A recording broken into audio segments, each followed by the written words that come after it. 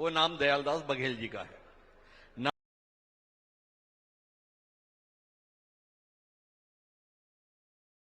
नवागढ़ क्षेत्र से वह विधायक हैं। रमन सिंह सरकार का भी वह अभिन्न हिस्सा, उस दौर में उन्हें काम करते हुए हमें, और अभी जब विष्णुदेव साय जी के नेतृत्व में नई सरकार अस्तित्व में आई तो कई नामचीन लोग महज विधायक बनकर रह गए, पर दयालदास बघेल जी उन चुनिंदा लोगों में हैं जो रमन सिंह सरकार में भी मंत्री थे और साय सरकार में भी मंत्री हैं।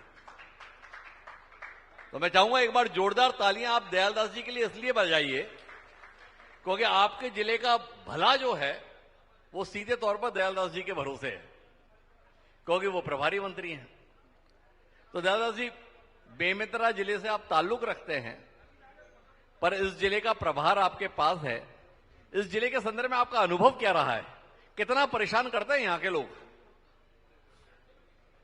सबसे पहले तो मैं हिमांशु जी को बहुत बहुत बधाई और धन्यवाद देता हूं, जिन्होंने मेरे प्रभार जिला में एक बड़े आयोजन कर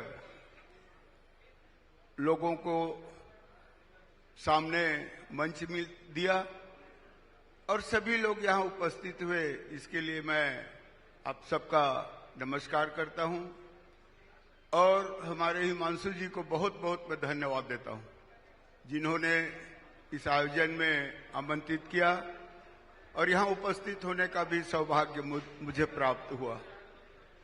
आज ये चूंकि मेरा प्रभार जिला है गरियाबंद महासमुंद, और इस गरियाबंद जिला के संबंध में मुझे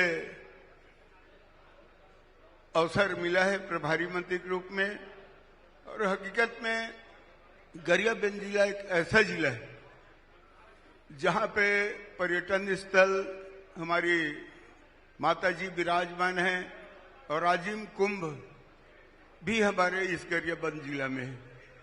और उस जिला का प्रभारी मंत्री होने के नाते मैं कहना चाहूंगा, यहां जितने भी हमारे संगठन के पार्टी के जितने भी प्रमुख हैं या पदाधिकारी हैं उनके साथ बैठ के करते हैं और बैठक करके वस्तु स्थिति या कुछ भी मांग या समस्या के संबंध में चर्चा करते हैं और उस चर्चा को यहाँ के बैठक में, जिला कलेक्ट्रेट के बैठक में सभी मुद्दा को वहां पे रखते हैं और रखने के बाद काफी समस्या का हल तो वहीं पे हो जाता है, जो छोटे छोटे मांग रहता है, और जो समस्या हल नहीं होता वो हमारे सम्मानीय मुख्यमंत्री जी के पास ले जा करके रखते हैं।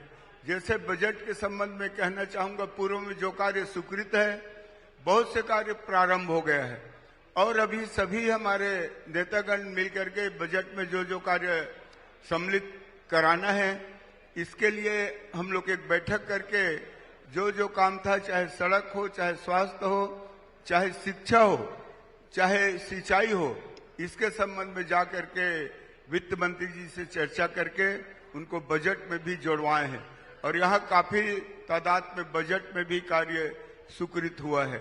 और गरियाबंद जिला हकीकत में एक ऐसा जिला है जहाँ पे वन से लेकर के यहाँ पे खनिज और हीरा के जहाँ खदान है, ऐसे जहाँ राजिम माता है और अन्य हमारे देवी देवता यहाँ विराजमान है, निश्चित रूप से उनका भी विकास हुआ है।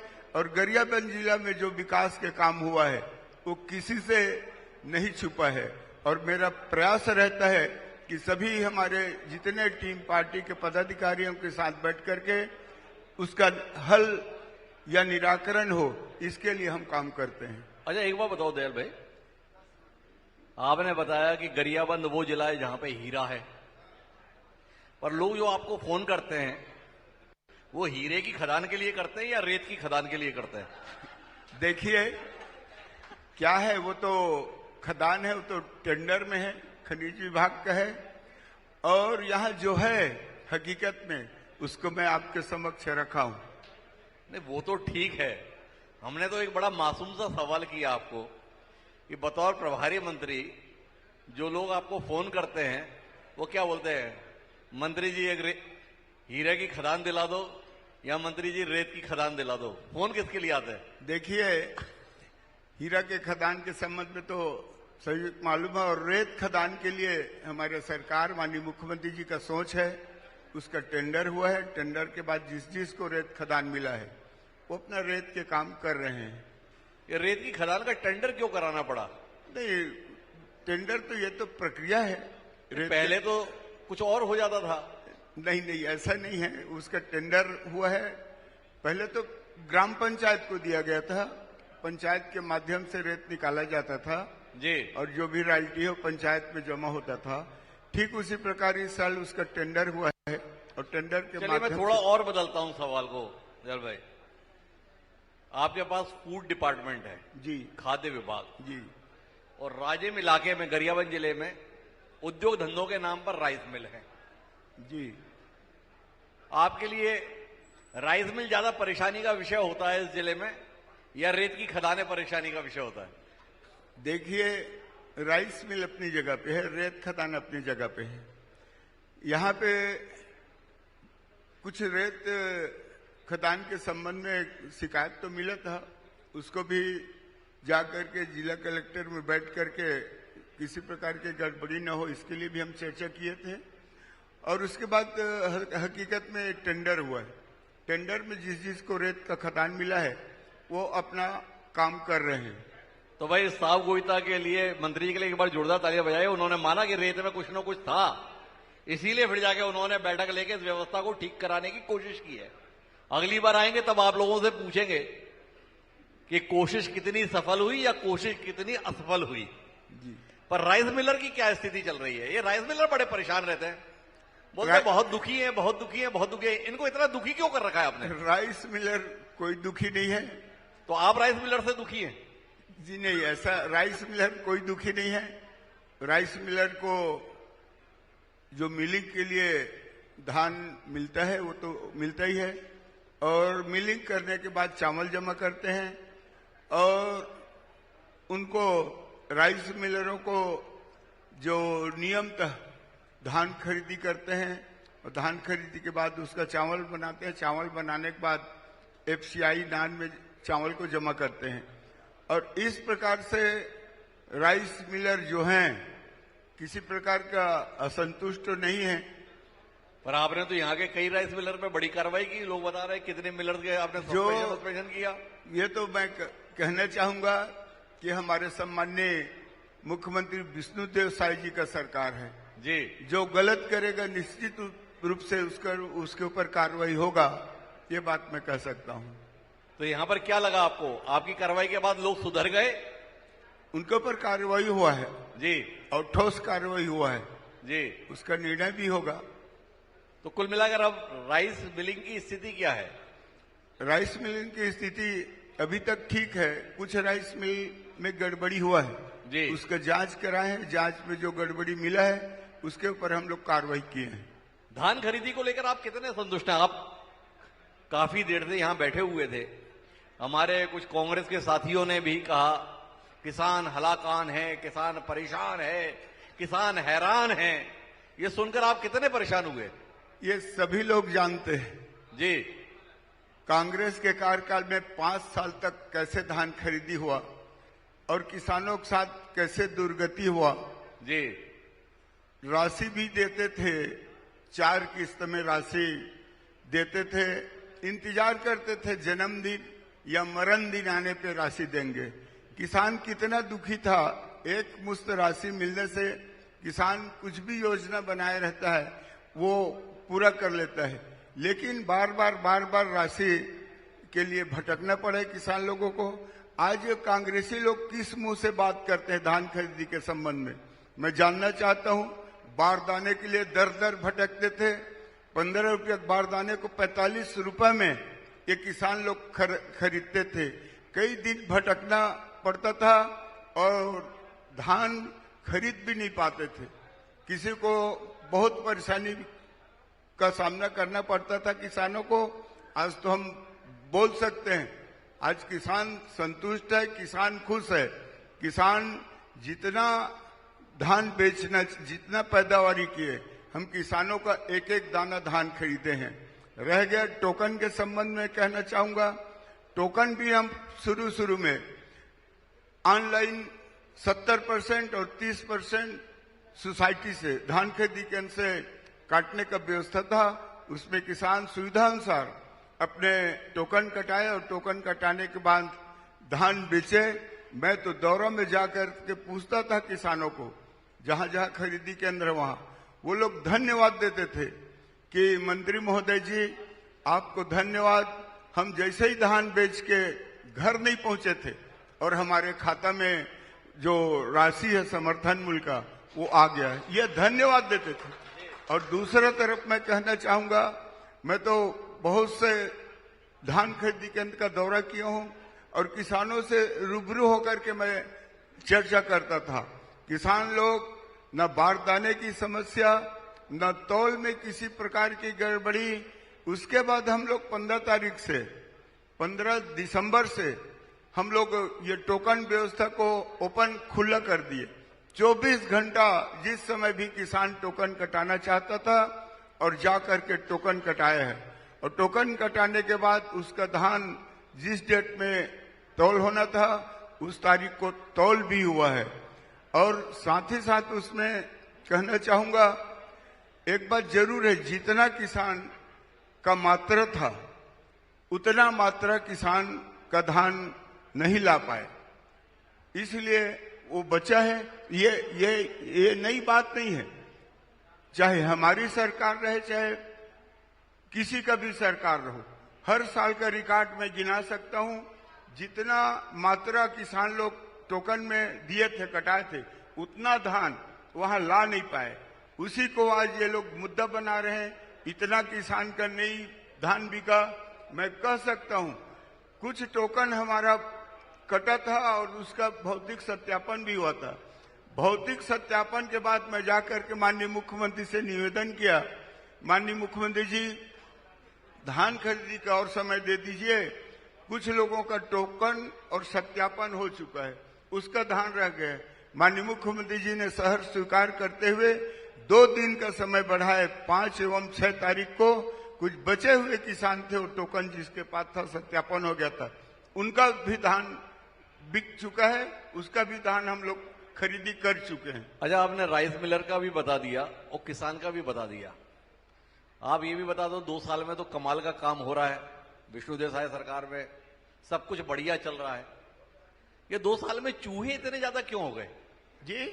2 साल में चूहे इतने ज्यादा क्यों हो गए? देखिए, मैं बताना चाहूंगा, कांग्रेस के पास ऐसा कोई मुद्दा है ही नहीं जी, और कुछ भी आरोप लगाते हैं उनका आरोप लगाने का काम है। अब बताइए, जो आरोप लगा रहे हैं, हमारा धान उठाव का अलग समय है और जो भी है धान उठा नहीं है, ये लोग पहले से हिसाब किताब कर लिए। धान का फाइनल रिपोर्ट तब होता है, हमारे जैसे तारीख है, वो तारीख को फाइनल रिपोर्ट होता है कि हमारे ये सोसाइटी में इतना साटे जाए। अभी उसका कुछ लेखा जोखा हिसाब किताब हुआ नहीं है और एडवांस में ये लोग आरोप लगाना शुरू कर देते हैं। और ये चूहा वाले मुद्दा है, बिल्कुल गलत है। और हम तो कहना चाहते हैं कि चूहा वाले मुद्दा वो लोग ही समझ सकते हैं। चूहा क्या धान भर थोड़ी खाता है, पीता भी तो है जी। भाई दयालदास बघेल जी नया ज्ञान दे रहे हैं भाई। खाने पीने का मामला है, केवल खाता नहीं पीता भी है, उस पर भी ध्यान दिया जाए। लेकिन एक और बात जो आपसे समझ नहीं थी, ये राइस मिलर्स के बोनस के साथ क्या कर दिए आप लोग भाई? 80 रुपए इंसेंटिव मिलता था जी, ये क्या है? ये किए क्या आप लोग? ये मुद्दा जो है, हमारे माननीय पूर्व मुख्यमंत्री डॉक्टर रमन सिंह के कार्यकाल में धान मिलिंग का जी 40 रुपए हम लोग कुंटल देते थे जी। उसके बाद ये जो पिछले बार जो सरकार बना, कांग्रेस का सरकार, 40 रुपए से बढ़ा करके सीधा 120 रुपये कर दिए जी। और 120 रुपये करने के बाद एकाध किस्त भुगतान किए जी। बाकी हम लोगों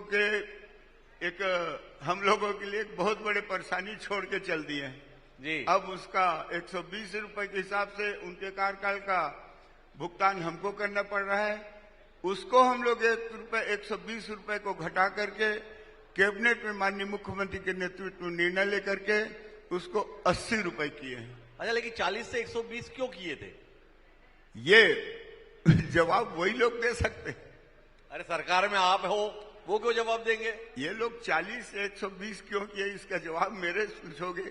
ये जवाब कांग्रेसियों से। तो आपने 120 से 80 क्यों किया? हमको ज्यादा लगा जी। मिलिंग में उतना खर्च नहीं आता 120 रुपए का, इसलिए 120 को घटा करके हम 40 रुपए किए। जी जी। तो 40 से 80 तक आप भी क्यों पहुंच गए? जी 40 से 80 तक आप भी क्यों पहुंच गए? नहीं नहीं नहीं, 120 था भाई, उसको 40 भी तो था। देखिए उस समय था, कुछ बढ़ा, कुछ महंगाई बढ़ा है जी। तो निर्णय किए 40 रुपए, ये 120 रुपए से घटा करके 80 रुपए कर दिया जाए। उसमें कुछ दिन मिलर लोग भी कुछ दिन मांग रखे। चलिए, हमने आपके विभाग को लेकर बात कर ली, अब आपके जिले को लेकर बात कर ले, जिस गरियाबंद में हम बैठे हैं। गरियाबंद के संदर्भ में बातचीत में लगातार निकल कर आ रहा है कि जिला जरूर बन गया, पर इस जिले में अधोसंरचना की दृष्टि से उतना काम नहीं हुआ जो यहां की जरूरत है। नक्सल प्रभावित भी रहा, इसके कारण भी दिक्कत रही। तो अब किस तरीके का फोकस है? अस्पताल है, कागजों में है, जर्जर भवन में है, एक अच्छा अस्पताल मिलने की उम्मीद गरियाबंद में है कि नहीं है? स्कूल नए खुलने की उम्मीद है कि नहीं है? कॉलेज अच्छे होने की कोई उम्मीद है कि नहीं है? दयालदास जी इस विषय में कुछ सोच रहे हैं? देखिए, गरियाबंद एक विकास निश्चित रूप से हुआ है हमारे सरकार के कार्यकाल में। 5 साल के कार्यकाल कांग्रेस का देखते हैं तो विकास के नाम से जीरो। यहां जिस सड़क की बात कर रहे हैं, मैं तो सुन रहा था 5 साल में एक धमेला गिट्टी तक नहीं डाले। जब बड़ी बड़ी बात कर रहे थे तो 5 साल का अवसर कम नहीं होता। 5 साल में लोग सड़क का निर्माण क्यों नहीं किए? हॉस्पिटल का निर्माण भी हो रहा है। यहाँ अन्य शिक्षा के क्षेत्र में आप देखोगे उसमें भी काम हो रहा है। आपके माननीय मुख्यमंत्री जब भी आए थे कुंभ मेला में, उन्होंने एक बहुत बड़े सौगात देकर के गया है, एक बैराज निर्माण के लिए घोषणा करके गया है। ये एक वरदान साबित होगा ये गरियाबंद जिला के लिए। और अन्य बहुत सा कार्य जो स्वीकृत है और कुछ कार्य बजट में भी आए हैं। निश्चित रूप से इस गरियाबंद जिला को एक प्रभारी मंत्री होने के नाते सभी हमारे कार्यकर्ता पूरा टीम बैठ करके इस गरियाबंद जिला का विकास कराने के लिए वैसे सभी कटिबद्ध है। हमारा भी प्रयास रहेगा कि जो भी हमें वहां निवेदन करना पड़ेगा या लड़ाई करना पड़ेगा तो निश्चित रूप से गरियाबंद के विकास के लिए हम काम करेंगे। अच्छा, आप बार बार जो बात करते हो तो कहते हो कि अपनी पार्टी के कार्यकर्ताओं के साथ बैठकर बात करेंगे, जिले के विकास के लिए जो भी होगा वो करेंगे। ये बेचारे जनक ध्रुव क्या करेंगे? ये बेचारे जनक ध्रुव क्या करेंगे? आप तो केवल अपने पार्टी कार्यकर्ताओं के साथ में मिलकर तय करोगे। नहीं, देखिए, योजना प्लानिंग नीचे स्तर से बनता है, हमारे कार्यकर्ता लोग ही बनाते हैं। यहाँ के विधायक है, हमारा विधायक भी सक्रिय है। विधायक का भी कुछ मांग आता है और उसको सभी मिलकर चर्चा करते हैं। नहीं, लेकिन आपके सामने ही बैठे थे जनक ध्रुव जी, जब आप सामने बैठे थे बोल रहे थे मेरे इलाके में कुछ नहीं होता। मैं बताया ना, कांग्रेस पार्टी के पास ऐसा कुछ भी मुद्दा नहीं है। सिर्फ और सिर्फ गुमराह करने का और झूठ बोलने का काम में माहिर, झूठ बोलने में माहिर है। अभी कांग्रेस के अध्यक्ष, जिला अध्यक्ष का मैं भी सुन रहा था जी, उसमें एक 8 सत्यता है। सत्यता है तो फिर 5 साल तक उसका सरकार था, क्या किया? खाली गोबर इकट्ठा करते रहे या गौमूत्र इकट्ठा करते रहे। क्या हुआ है? गोठान में कितना भ्रष्टाचार हुआ है? अगर गिनती करोगे कांग्रेस कार्यकाल के भ्रष्टाचार के सिवा विकास कहीं पे पूरा प्रदेश में विकास का काम नहीं हुआ है। इसीलिए जनता समझ गए और उसको किनारे कर दिए। अच्छा, एक वो बताओ, ये जनक ध्रुव आपके पास आते हैं कि नहीं आते हैं कुछ काम वाम लेके? जी, ये जनक ध्रुव हैं, बिंद्रा नवागढ़ के विधायक, जानते हैं ना आप? हाँ, जनक ध्रुव भी आते हैं मेरे पास। और क्या है, प्रभारी मंत्री का कुछ राशि है, उसके संबंध में मांग करने के लिए आता है तो करता हूं उसका भी काम।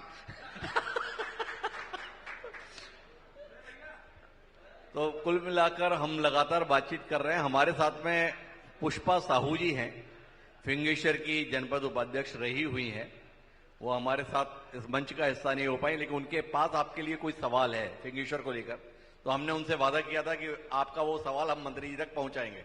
तो मैं पुष्पा जी से आग्रह करूंगा, मंत्री जी से क्या आपका सवाल है? माननीय मंत्री जी से मेरा यही सवाल है कि अभी हमारे फिंगेश्वर ब्लॉक में एक ज्वलंत मुद्दा है। जैसे हमारे गरियाबंद जिले में कृषि महाविद्यालय स्वीकृत हुआ था, और ये कृषि महाविद्यालय स्वीकृत होने के बाद उसका पैसा आवंटन भी हुआ है, और आवंटन होने के बाद अभी लगातार धरना प्रदर्शन भी चली उस महाविद्यालय को बनाने के लिए, चक्का जाम भी हुआ, और हम लोग देख रहे हैं कि अलग अलग जगह से ये बातें आ रही है कि हमारे गांव में स्वीकृत हुआ है, हमारे जगह पे स्वीकृत हुआ है। तो माननीय मंत्री महोदय से मैं ये कहना चाहूंगी कि हमारे जो बच्चे हैं कृषि महाविद्यालय के उनको महाविद्यालय मिल पाएगा कि नहीं मिल पाएगा, और कहाँ मिल पाएगा, उनकी महाविद्यालय बन पाएगी कि नहीं बन पाएगी। जो मुद्दाएं अभी ज्वलंत में है, अभी हमारे फिंगेश्वर ब्लॉक के बहुत सारे लोग आए हुए हैं, उनके मन में भी ये सवाल होगी, और सवाल तो बहुत सारे हैं। तो पुष्पा जी का ये जानना है कि फिंगेश्वर को कृषि महाविद्यालय आप लोग दोगे कि नहीं दोगे? क्या करोगे फिंगेश्वर के साथ? देखते हैं, उस पर चर्चा करेंगे जी, चर्चा करेंगे उसके लिए क्या स्थिति में है, भैया हम क्या हो सकता है। हम संगठन के व्यक्ति से बात थोड़ी कर रहे हैं, सरकार से बात कर रहे हैं। ठीक है, वही तो बता रहा हूँ जी। बैठ करके चर्चा करते हैं, क्या स्थिति है उसको पहले समझ लेते हैं जी। तो कुल मिलाकर पुष्पा जी, मंत्री जी कह रहे हैं कि वो विषय को समझेंगे और अवगत कराएंगे, आराम से, शांति के साथ। जी, माइक से। माननीय मंत्री जी, आप भी हैं और हमारे विधायक जी भी हैं। मैं आपको एक आपसे विभाग का प्रश्न करना चाहता हूं। इस महीने फरवरी माह में फिंगेश्वर विकास खंड की 26 दुकानों में शक्कर का आवंटन नहीं हुआ है। 26 दुकानों में लगभग 10,000 लोग फिंगेश्वर विकास खंड में शक्कर नहीं पाए, चूंकि होली का त्योहार था। मैं फिंगेश्वर विकास खंड का बता रहा हूं। गरियाबंद जिले में 5 विकास खंड है और पता नहीं इस प्रदेश में कितने लोगों को शक्कर नहीं मिला है। दूसरा चीज, चावल का आवंटन इस बार आप लोगों ने बहुत बाद से दिया है, और जिन लोगों ने मांग पत्र दिया था अतिरिक्त चावल आवंटन के लिए, कई दुकानों में चावल नहीं मिल पाया है। और एक बात आपको बता देता हूं मंत्री जी, कि चावल अगर मान लो 100 क्विंटल का अगर टारगेट रहता है एक राशन दुकान में, तो ऐसा एक विभाग में सिस्टम चल रहा है, 50 क्विंटल को देते हैं और 50 क्विंटल के लिए मांग पत्र भरवाते हैं, और उस मांग पत्र को बिना भेंट पूछा के वो मांग पत्र पूरा नहीं होता। मैं दावे के साथ कह रहा हूं, किसी को पूछ लीजिए। तो मैं निवेदन करता हूं, अगर वो शक्कर नहीं मिला फरवरी माह का, क्या मार्च माह में वो शक्कर हितग्राहियों को मिलेगा? क्या पोर्टल अगर आप बंद रहते हो? आराम से बात करोगे, समझ पाऊंगा क्या बोल रहे हो, तो हाल झिझक रहा है।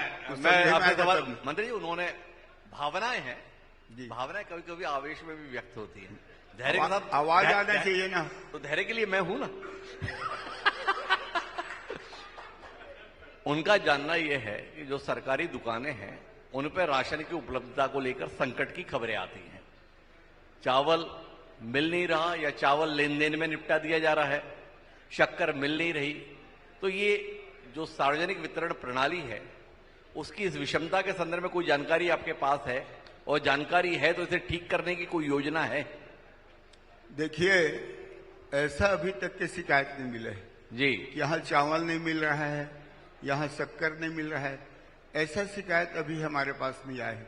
चावल पिछले बार हम 3 महीना का चावल एक साथ सबको आवंटन किए हैं, हर महीना चावल मिल रहा है। और हमारा प्रयास रहता है कि जो भी राशन कार्डधारी है उनके अच्छा से अच्छा चावल मिले, साफ सुथरा चावल मिले। इसके लिए हम तो यहाँ तक के जो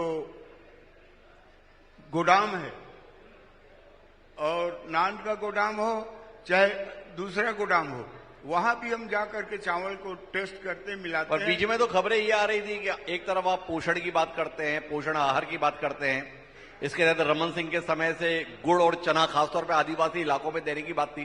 बीच में खबर आ रही थी आप बंद कर रहे हो गुड़ चने को। जी, एक बार गुड़ चने का वितरण आप लोगों की बंद करने की योजना है? नहीं, ऐसा कुछ भी नहीं है। हमारे विभाग में जो योजना है सभी योजना लागू है, और सभी योजना, मतलब आपका कहना है कि गुड़ और चने को बंद करने का कोई प्रस्ताव नहीं है? चल रहा है, वितरण का काम चल रहा है। गुड़ चल रहा अलग बात है, क्या ऐसा विचार भी चल रहा है कि अब इसे बंद किया जाए? लोग काफी पोषित हो गए, लोगों की सेहत ठीक हो गई, अब बांटने की जरूरत नहीं है। बंद नहीं किया गया है, सभी योजना हमारे यहाँ चल रहा है। और बंद नहीं किया है या बंद नहीं किया जाएगा? अभी बंद नहीं है, सभी योजना चल रहा है और सबका वितरण जारी है। चना भी बांट रहे हैं, गुड़ भी बांट रहे हैं, नमक भी बांट रहे हैं। ये सब जो योजना मंत्री जी, ये तो हम भी कह रहे हैं कि बांट रहे हैं, पर खबरें आ रही हैं कि उसे बंद करने के संदर्भ में विचार कर रहे हैं। नहीं, अभी तक के ऐसा कुछ नहीं है। गुड़ का वितरण जारी है और गुड़ हम बांट रहे हैं। मंत्री जी ये नहीं बता रहे हैं कि बांटते रहेंगे कि नहीं बांटते रहेंगे, बस इतना बता रहे हैं कि बांट रहे हैं। बांट रहे हैं। तो ऐसी क्या व्यवस्था है कि आप नहीं बता पा रहे हैं कि बांटेंगे आगे कि नहीं बांटेंगे? देखिए, गुड़ बांट रहे हैं, शक्कर बांट रहे हैं, चना बांट रहे हैं, बढ़ रहा है चना जी। अभी ऐसा तत्कालिक ऐसा कुछ नहीं है, कोई भी योजना हमारे विभाग का बंद हो, ऐसा कुछ भी नहीं है। कांग्रेस ही बड़ी उम्मीद के साथ है 3 साल बाद वो आ रहे हैं। कांग्रेस ही बड़ी उम्मीद के साथ है कि 3 साल बाद वो आ रहे हैं। आप तक ये खबर आती है कि नहीं आती है? नहीं नहीं, ऐसा नहीं है। कांग्रेस से एक बार रिपीट कीजिए आवाज। कांग्रेस ही बड़े दावे के साथ कह रहे हैं कि 3 साल बाद हम आ रहे हैं। मैं तो कांग्रेसियों को धन्यवाद देना चाहता हूं जी। और इसी तरह वो लोग सपना देखते रहे। कांग्रेस गया, बहुत पीछे हो गया। जब उसका सरकार था 5 साल तक, जितने भी उसके सरकार के द्वारा लोगों का या किसानों का दुर्गति हुआ है, किसान कभी नहीं भूल सकते। जो वादा करके, जो घोषणा करके, एक भी उनका वादा और एक भी घोषणा पूरा नहीं हुआ है। इस बात को जनता अच्छी तरह समझ रहे हैं, जानते हैं और जनता समय आने पे निश्चित रूप से उसको फिर वहीं के वहीं जहां पे है वहीं पहुंचा देंगे। और ये लोग सपना देख रहे हैं कि हम फिर से सरकार में आ जाएंगे, फिर ऐसा कर लेंगे। ये उनका सिर्फ मिथ्या है और उनका एक कल्पना है, एक सपना है, केवल एक सपना है। तो अब आखिरी सवाल कर लेते हैं। वादे, घोषणाएं पूरा करना जरूरी होता है। वो रोहित साहू हैं राजिम के विधायक, वो भी बोले हुए हैं जिला बनवाऊंगा राजिम को। आप प्रभारी मंत्री हो, अपने विधायक की इच्छा पूरी करेंगे कि नहीं करेंगे? अब देखिए, अब विधायक जी का घोषणा है, विधायक जी अपने व्यक्तिगत घोषणा किया होगा। और रह गया सवाल हमारे माननीय मुख्यमंत्री जी ने जो भी घोषणा चुनाव के समय किया था, बहुत ही अल्प समय में अपने पूरा के पूरा घोषणा को पूरा किया है। चाहे वो प्रधानमंत्री आवास की बात हो 18 लाख, उसको हम लोग पूरा किए हैं। और दूसरा चाहे महतारी वंदन के तहत 1000 रुपये देने की बात है, उसको भी पूरा किए हैं। चावल बांट रहे हैं, 5 लाख तक के मुफ्त का इलाज है, उसको भी कराई रहे हैं। और 10,000 रुपये जो आपके वो भूमिहीन को देने का बात हुआ था, उसको भी दे रहे हैं। और सबसे बड़े मुद्दा 3100 रुपया क्विंटल में 21 क्विंटल धान खरीदने का जो बात हुआ था, उसको भी हम पूरा किए हैं। 3100 रुपये क्विंटल में 21 क्विंटल धान आज खरीद रहे हैं। चाहे कांग्रेसी कितनों आरोप लगाए, हम जो बांट रहे हैं निश्चित रूप से उसको दे रहे हैं। इसीलिए हम कह सकते हैं कि आज जनता मुख्यमंत्री के प्रति, हमारे सरकार के प्रति खुश है। और जनता पुनः मन बना चुका है कि आगामी विधानसभा चुनाव में भारतीय जनता पार्टी को आशीर्वाद जनता का मिलेगा। तो भारतीय जनता पार्टी को फिर से आशीर्वाद मिलेगा, ये दयालदास बघेल जी का कहना है। गरियाबंद के विकास के संदर्भ में वो लगातार लोगों से बात करके काम कर रहे हैं। विष्णुदेव साय सरकार के नेतृत्व में इस जिले की जो भी जरूरतें होंगी उन्हें पूरा किया जाएगा और किसानों समेत जिनसे जो वादा है उसे भी पूरा किया जाएगा। दयालदास जी, आपका बहुत बहुत धन्यवाद हमारे साथ इस बातचीत का हिस्सा बनने के लिए। बंगाल के चुनाव प्रचार को छोड़कर हमारे विशेष आग्रह पे दयालदास जी इतनी दूर से आए और पिछले 3 घंटे से लगातार गरियाबंद के लोगों के मन में क्या है इसे उन्होंने सुना और फिर अपनी बातों को यहां कहा। आपका दिल से बहुत बहुत धन्यवाद। मैं चाहूंगा जोरदार तालियां दयालदास बघेल जी के लिए। आपको भी इस मंच में आमंत्रित करने के लिए बहुत बहुत बहुत बहुत धन्यवाद। और जितने भी यहाँ उपस्थित है उन सबको धन्यवाद देते हुए आप सबको नमस्कार, जय श्री राम। और मैं विशेष तौर पर आभार ज्ञापित करना चाहूंगा इस अंचल के तीनों जनप्रतिनिधि, रोहित साहू जी, इंद्र शाह जी और जनक जी का, कि आप तीनों ने इस जिला संवाद को गरिमा प्रदान करने के लिए पूरे समय अपनी उपस्थिति दर्ज कराई। यह बताता है कि इस क्षेत्र के जनप्रतिनिधि जन सरोकारों के प्रति कितने संवेदनशील है। मैं विशेष तौर पर आप तीनों का भी आभार ज्ञापित करता हूं, धन्यवाद ज्ञापित करता हूं आपकी इस उदारता और सहयोग के लिए। शैलेश जी। धन्यवाद आदरणीय।